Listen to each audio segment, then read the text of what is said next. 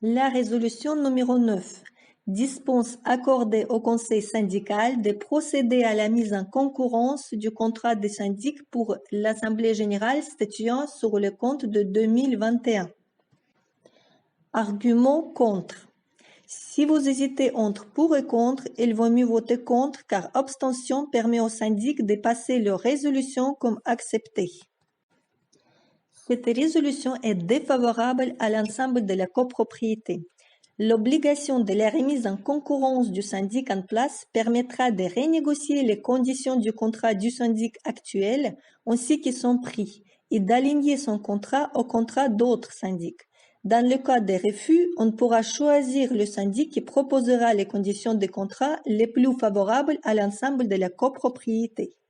Il y a 2 ans, en faisant porte-à-porte, le président et certains membres du conseil syndical nous ont demandé de les soutenir dans leur démarche d'un changement de syndic en nous exposant plusieurs raisons de ce changement. L'augmentation des tarifs de l'ancien syndic a été l'une des raisons les plus importantes. Nous avons soutenu les membres du conseil syndical dans leur démarche car le prix du contrat du nouveau syndic a été plus attractif que celui de l'ancien syndic et parce que beaucoup de promesses rassurantes ont été données par le syndic arrivant.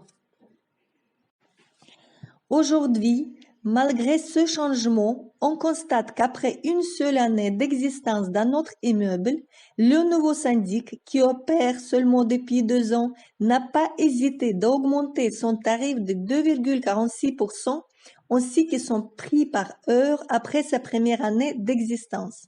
De plus, les prestations qui répondent aux exigences de notre copropriété sont facturées hors contrat et au prorata temporis, donc aucun contrôle n'est possible de notre côté.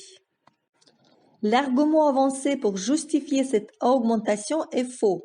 On ne compare pas le prix du contrat de syndic au salaire sur le marché privé. On le compare au contrat d'autres syndics.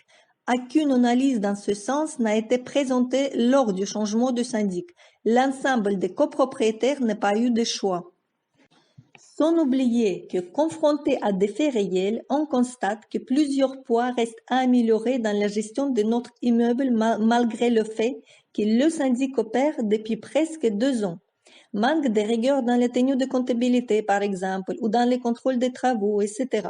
Les problèmes qui persistent ne résultent pas de la crise sanitaire actuelle. Donc, il est temps de recadrer cette situation.